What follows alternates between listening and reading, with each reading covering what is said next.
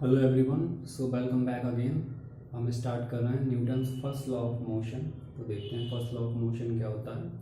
Bye the definition, the first law of motion is about the inertia of a body और inertia of an object. So the first law states that if a body is at rest it will remain in rest, and if a body is in uniform motion then it will remain in the uniform motion until an external unbalanced force is applied। अगर किसी body पे अगर कोई body rest में है तो वो हमेशा रेस्ट में ही रहेगी, या फिर कोई बॉडी मोशन में है तो वो मोशन में ही रहेगी कि until जब तक हम उस पर एक एक्सटर्नल फोर्स नहीं अप्लाई करते हैं तब तक उसकी स्टेट जो है वो चेंज नहीं होगी because of its inertia.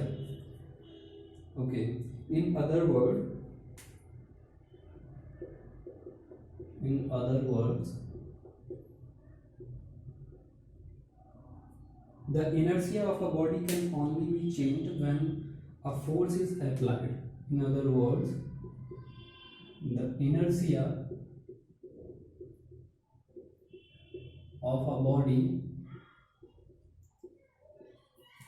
can only be changed when an external force is applied।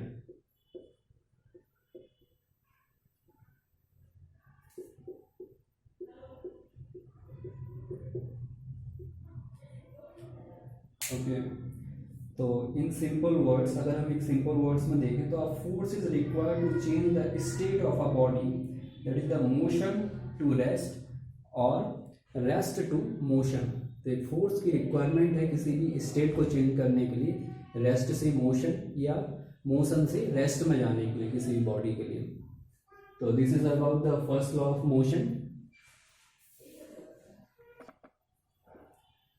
Now the second law of motion, Newton second law of motion. So what is the second law of motion? Newton second law of motion.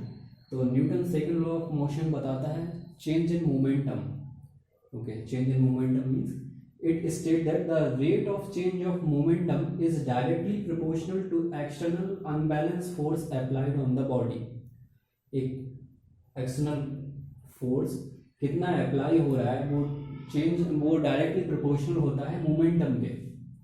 The rate of change of momentum is directly proportional to the external unbalanced force applied on a body।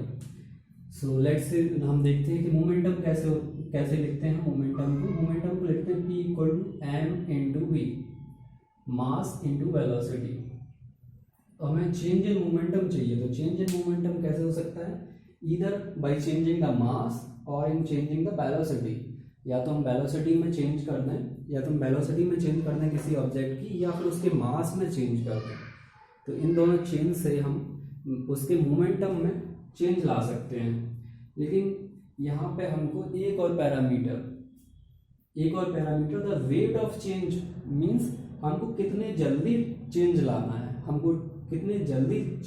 है, इसको हम समझते हैं। Okay, so the rate of change of momentum means कितने जल्दी, how fast, कितने जल्दी हम इसमें मोमेंटम में चेंज ला सकते हैं। ओके, तो यहाँ पे मोमेंटम चेंज करने के लिए दो पैरामीटर हैं। थर्ड पैरामीटर क्या आ गया है? टाइम किसमें जल्दी कम लग रहा है चेंज लाने में। ओके, लेट्स से कि हम एक एग्जांपल लेते हैं कि कोई एक कार है। ओके, कोई एक कार है,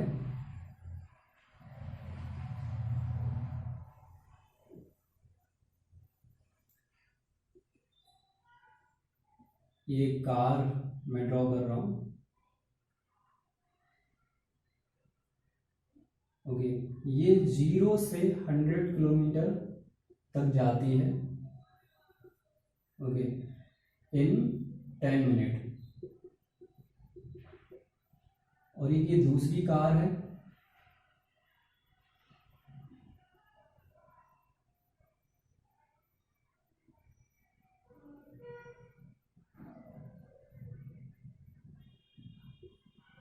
जो कि जाती है 0 to 100 in 2 minute.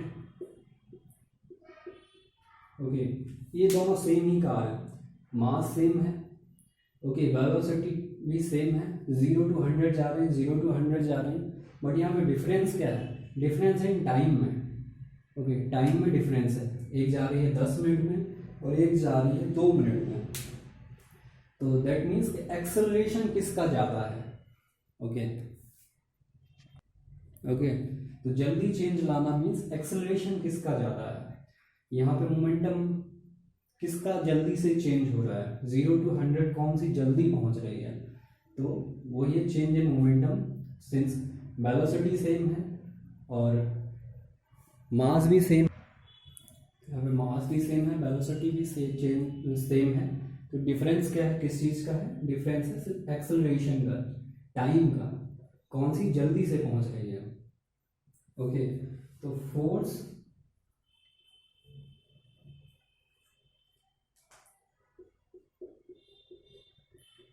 force is directly proportional to the change in momentum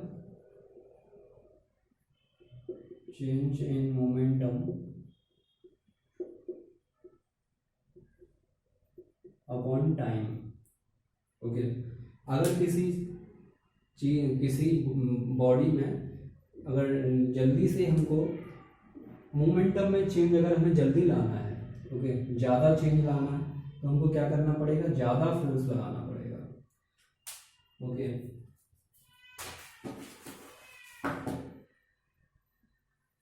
और अगर हमको टाइम कम चाहिए, कम टाइम में ज़्यादा चेंज चाहिए, कम टाइम में मीन्स हमें टाइम कम चाहिए, ज़्यादा चेंज चाहिए, तो हमको फोर्स कैसा ज़्यादा लगाना पड़ेगा।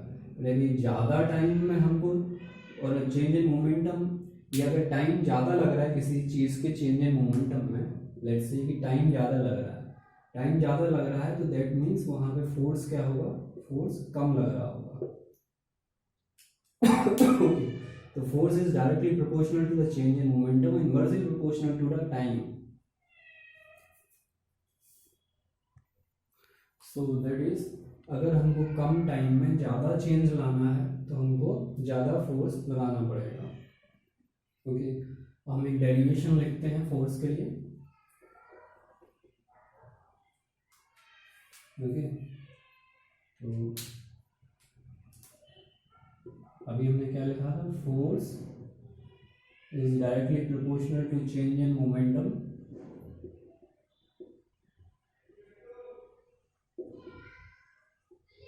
Divide by time. ओके, तो इसको हम कैसे लिख सकते हैं कि F is proportional to change in momentum to del P, और change in time that is del P by change in time क्या लिखेंगे, डेल T। और जब हम प्रोपोर्शनलिटी साइन को हटा देंगे, इस प्रोपोर्शनलिटी साइन को हटा देंगे, तो ये क्या बन जाएगा, F equal to K del P by del T। Okay, del P by del T, जहाँ पे K is the proportionality constant है, where K is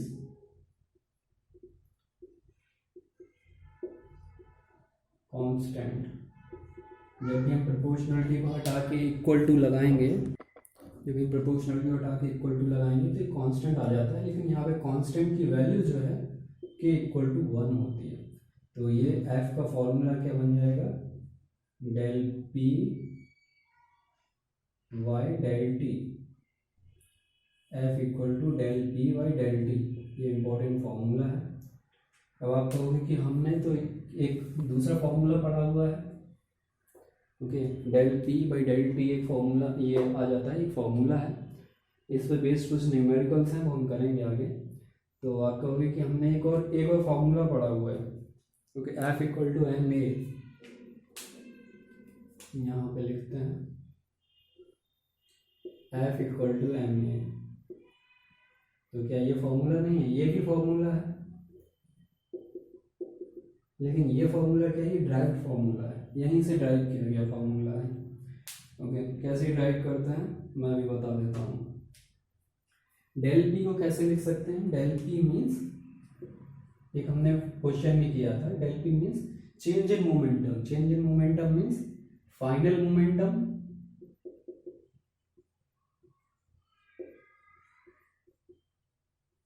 minus initial momentum.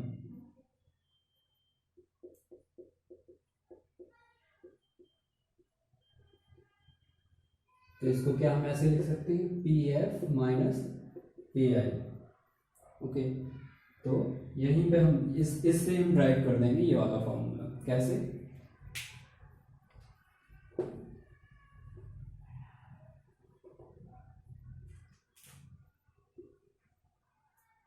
F equal to del P by del T.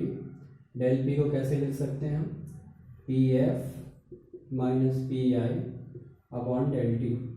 Del T को क्या लिख सकते हैं, del T को हम टी लिख सकते हैं, time. Okay, del T is the time, so P F minus P I divide by T. अब टी को कैसे लिख सकते हो, एफ क्या है, ये फाइनल मोमेंटम। फाइनल मोमेंटम के लिए लिखेंगे हम फाइनल वेलोसिटी के लिए, इनिशियल मोमेंटम लिखेंगे इनिशियल वेलोसिटी के लिए। तो मोमेंटम क्या होता है, मोमेंटम होता है P equal to M into V, जहाँ मास है, एम मास है, वी इज द वेलोसिटी। तो पी एफ लिखने के लिए हमको फाइनल वेलोसिटी लिखना पड़ेगा, एम इंटू फाइनल वेलोसिटी क्या होती है, वी। इनिशियल क्या होती है, इनिशियल वेलोसिटी होती है u।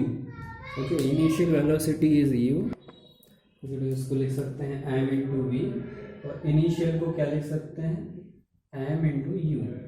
यहीं पे हम लिख देंगे इसको M into V minus M into U divide by T. Okay, M into we.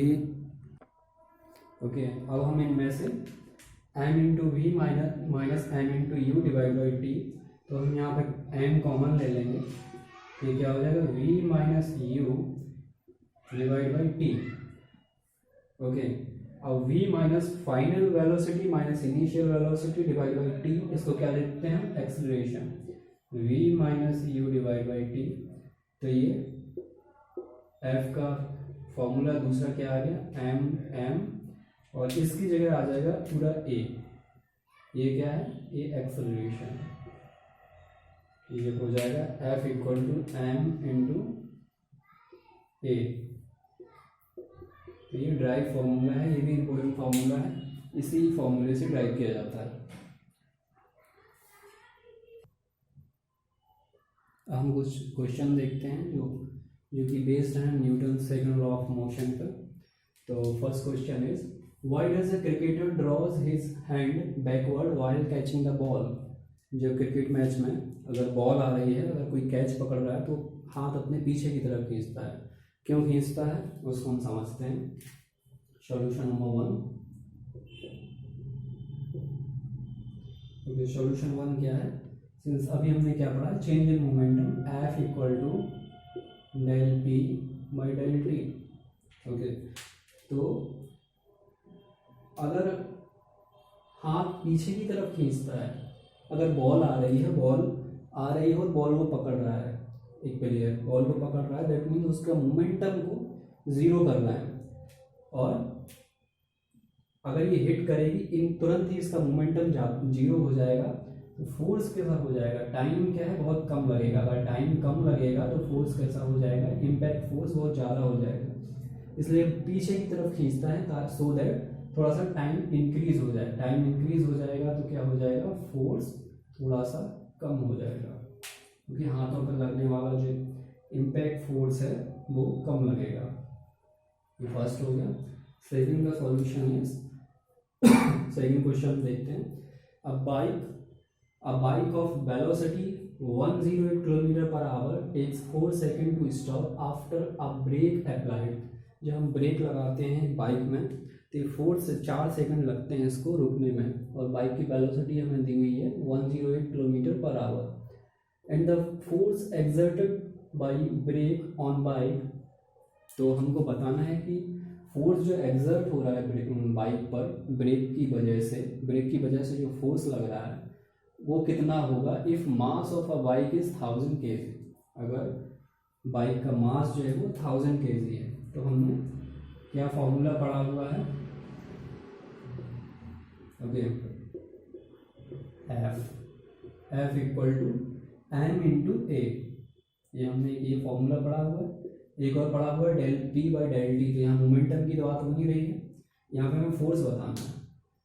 Acceleration तो हमें दिया नहीं है, तो हमें दिया क्या है, हमें दिया है a bike of velocity 108 kilometre. तो ये कौन सी स्पीड है, ये यू है या वी है? A bike of velocity 108 kilometre, that mean initial speed है, तो ये यू है 108 kilometre per hour. Okay, it takes 4 second to stop, that means कि जो फाइनल वेलोसिटी है वो 0 किलोमीटर पर आवर है, और टाइम हमको दिया हुआ है t equal to 4 second. Okay, तो सबसे पहले हम यहाँ पे क्या करेंगे, जब भी हम क्वेश्चन सॉल्व करेंगे और हमको दिखेगा किलोमीटर पर आवर, तो हम इसको चेंज कर लेंगे मीटर पर सेकंड में, क्योंकि टाइम हमको सेकंड में दिया हुआ है, हमारा फॉर्मूला भी सेकंड मीटर पर सेकंड के लिए है। तो टाइम हमें दिया हुआ है किसमें, सेकंड में। तो हम इसको चेंज कैसे करेंगे, जब भी हमें चेंज करना होगा तो 5/18 का मल्टीप्लाई कर देंगे, जब भी हमें किलोमीटर पर आवर से मीटर पर सेकंड में जाना हो, तो हम मल्टीप्लाई करेंगे 5/18 का। ओके, जब भी हमें मीटर पर सेकंड से किलोमीटर पर आवर में हमें जाना नहीं है, इसे मैं बता दे रहा हूँ, जब भी हमें इधर से इधर जाना है तो 18/5 का हम मल्टीप्लाई कर देंगे। ये कैसे आता है, ये ऐसे आता है, किलोमीटर को 1000, आवर को हम सेकंड में चेंज करेंगे 60 × 60 × 60। ओके, तो उसको डिवाइड करने के बाद 5/18 आता है, इसमें 18/5 जब हम मीटर पर सेकंड से किलोमीटर पर आवर में जा रहे हैं। तो यहाँ पे हम पहले चेंज कर लेते हैं, u को चेंज कर लेते हैं, तो u इक्वल टू क्या आ जाएगा, 108 मल्टीप्लाई बाई 5/18 मीटर पर सेकंड। ओके, हम इस फॉर्मूले में पुट कर देते हैं, इसको हम कट करेंगे तो ये 6 टाइम हो जाएगा, ये 6 टाइम हो जाएगा, तो ये आ जाएगा 30 मीटर पर सेकंड। ये u की वैल्यू आ गई, अब हम यहाँ पे वो वैल्यू पुट कर देंगे। F इक्वल टू मास दिया हुआ है हमें बाइक का 1000 kg,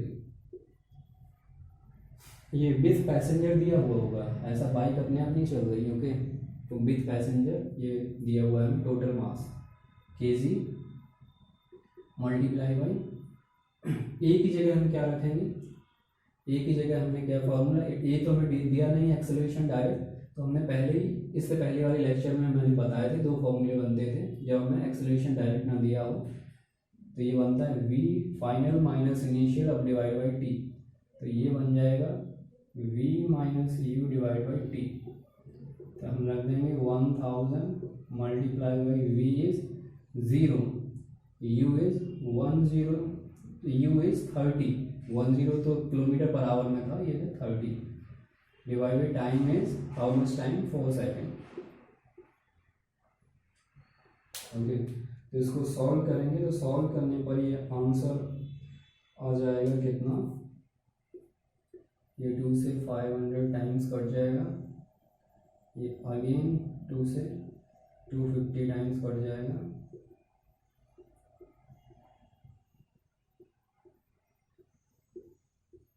न्यूटन।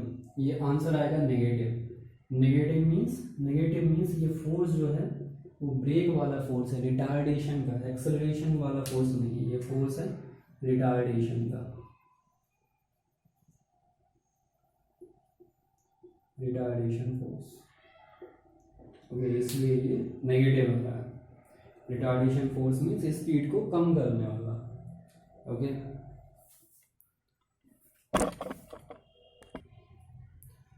तो इस लेक्चर में इतना ही, हम नेक्स्ट लेक्चर में देखेंगे Newton's third law of motion, और उसमें भी कुछ न्यूमेरिकल्स देखेंगे। So thank you for watching.